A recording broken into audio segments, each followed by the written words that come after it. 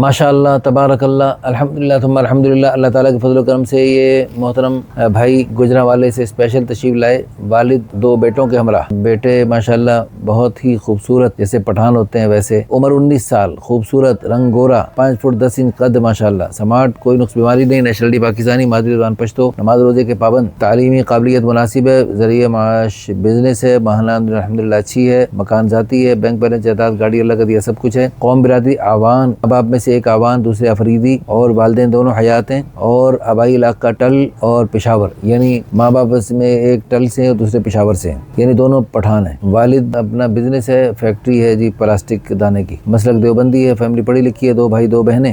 ابھی کسی کی بھی شادی نہیں ہوئی، یہ سب سے چھوٹے ہیں۔ اچھا جی، گھر میں پردے کو پسند کرتے ہیں، داڑھی فی الحال نہیں ہے، ارادہ ہے، قرآن پاک پڑھا ہوا ہے، دینی معلومات رکھتے ہیں، اور آج کل IT کے شعبے سے منسلک ہے۔ کی ڈیمانڈ ہے کہ لڑکی غیر شادی شدہ ہو، 18 سے 20 سال تک بھی دیکھی جا سکتی ہے، قد بھی مناسب ہو، اچھا یہ سمارٹ ہو، نیشنلٹی جو بھی ہو، اچھا ان سے 18 سے نیچے بھی ان کے لیے دیکھے جا سکتے، کیونکہ اب نیا قانون انشاءاللہ بنے گا، مولانا فضل الرحمان صاحب کو اللہ جزائے خیر عطا فرمائے، ان کی ترغیب اور ان کی تحریک سے الحمدللہ ہم بھی پہلے سے آواز اٹھا رہے ہیں کہ بلوغت کے فوراً بعد شریعت کا حکم ہے، اللہ رسول کی چاہت ہے کہ بچوں کی شادیاں جلدی جلدی کی جائیں، تو اگر کوئی چھوٹی عمر کی بیٹی بھی ان کی مناسبت سے رابطہ کرنا چاہیں تو وہ بھی رابطہ کر سکتے ہیں۔ تو ان بدبختوں کے اس قانون کے مطابق تو نعوذ باللہ پھر یعنی جب یہ ان کے ہاں یہ ہے کہ چھوٹی عمر کی اپنی بیٹی کی شادی کرے گا تو وہ بیٹی بھی مجرم ہے، وہ باپ بھی مجرم ہے، نکاح پڑھانے والا بھی مجرم ہے، اور نکاح خواہ بھی مجرم ہے، اور جس لڑکے کے ساتھ نکاح کری ہے وہ بھی مجرم ہے، سارا خاندان مجرم ہے۔ تو اس اعتبار سے تو پھر نعوذ باللہ پھر تو نعوذ باللہ رسول اللہ صلی اللہ علیہ وسلم اور صحابہ کرام سارے نعوذ باللہ مجرم تھے ان بدبختوں کے نزدیک۔